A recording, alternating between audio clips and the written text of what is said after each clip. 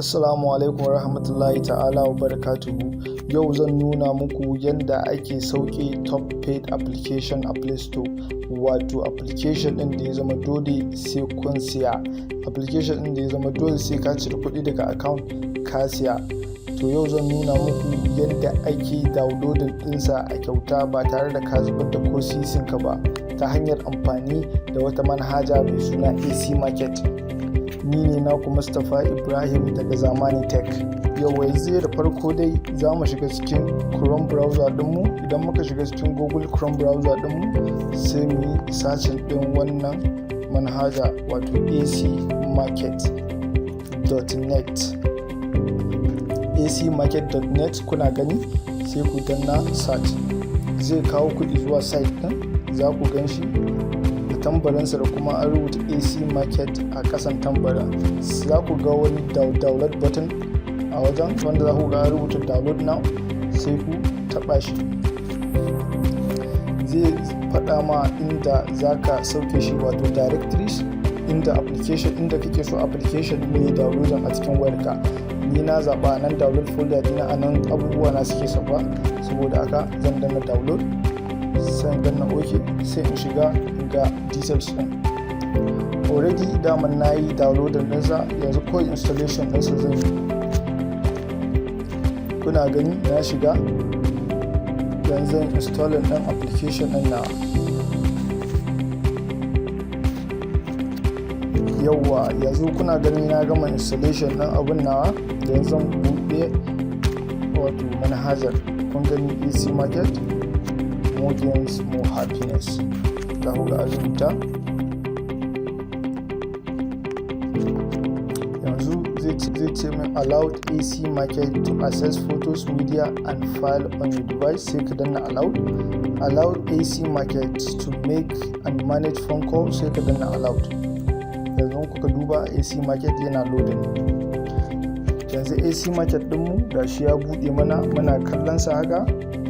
Yanzu misali sai mu gwada shiga cikin Play Store, mu gwada nemo wani application ɗin da ya zama dole sai an siya.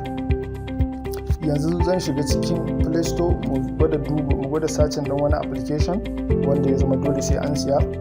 Idan muka shiga sai mu shiga nan top chat application, za ku ga a nan an rubuta top free, top browsing, trending da kuma top paid application. Sai mu taba top paid application, sai misali sai mu zaɓi guda ɗaya wanda ake siye da shi, misali kamar wifi analyzer premium ɗin nan, ga shi nan kudinsa 1,480 naira 80.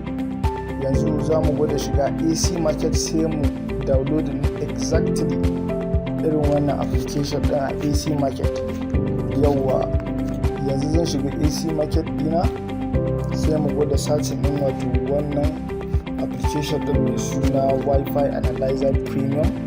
Wi-Fi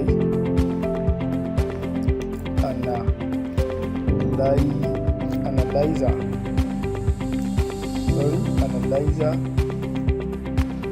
Premium.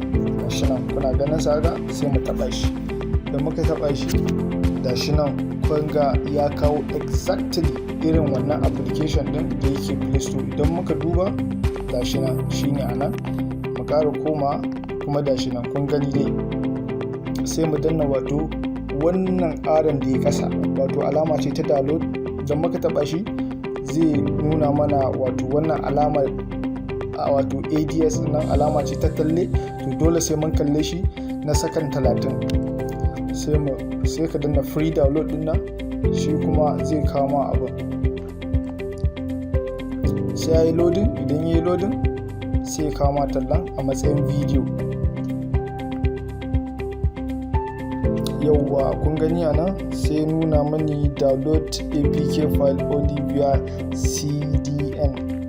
Na danna, don kuka duba a nan za ku ga yana zuwa. To wannan hanyar ita ce hanyar da ake downloading top paid application, wato application ɗin da ya zama dole sai an siya a Play Store. To in dai aka yi amfani da wannan manhaja za ku ji daɗin sa.